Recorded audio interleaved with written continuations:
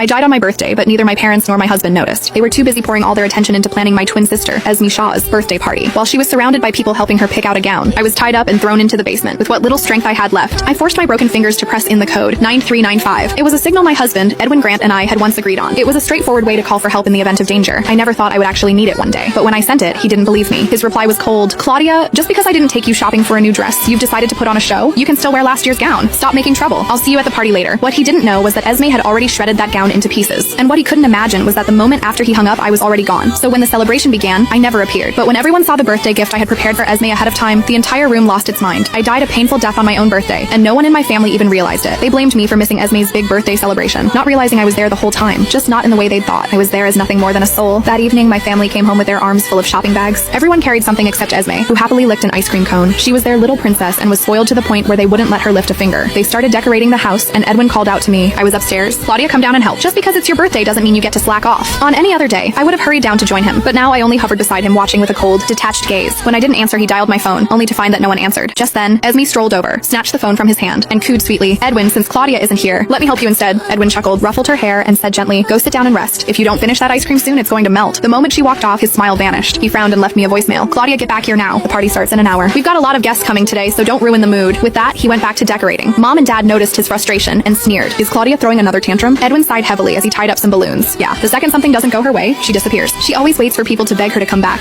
She's just spoiled, Dad grumbled. Does she really think this party can't go on without her? How naive. The real star of this banquet is Esme. Whether Claudia shows up or not makes no difference. When she returns tomorrow, give her some leftover cake. That'll teach her a lesson. His voice grew sharper the more he spoke. Esme rushed over, patting his back to soothe him. Dad, don't say that. If Claudia hears you, she'll be so hurt. It's her birthday today as well. How could we celebrate without her? I'll go look for her. With that, she turned and left. The whole family praised her for being so sweet and sensible, never realizing she had never even left the house. I watched as she slipped into the basement instead. With one hard kick, she flung open the iron door. When she spotted me lying motionless in the corner covered in blood, she laughed so hard she could barely breathe. Striding over, she kicked me twice. Hey, stop pretending to be dead. Get up. But I didn't respond at all because I had already died. She didn't notice it. She crouched and yanked my hair, but my eyes remained shut. When she finally sensed something was wrong, a sound from outside caught her attention. Why isn't the garden gate closed? Startled, she let go of me and landed one last kick before leaving. Stay put. Don't you dare try to crash my party and steal the spotlight. Then, with a sweet smile, she ran upstairs and threw herself into Edwin's arms. It was my fault, Edwin. I forgot to close the gate. I went searching everywhere, but I couldn't find Claudia. Edwin's heart melted instantly. He stroked her head. Forget about her. Today is your day. Don't waste it worrying about someone worthless. Someone worthless? I thought. A bitter smile tugged at my lips. It wasn't that I was worthless. It was that in their eyes, only Esme mattered. Although we shared the same birthday, mine was often overlooked. Year after year, I celebrated alone. However, this year was different. This year wasn't just my birthday. It was my farewell. A month ago, I was diagnosed with terminal cancer. I never planned to hide it. The test results sat plainly on the table, but I would never forget the way my parents had sneered at the test results. They accused me of putting on an act and playing the victim just to win sympathy and force their attention. The truth was, I'd never wanted to compete with Esme for their love.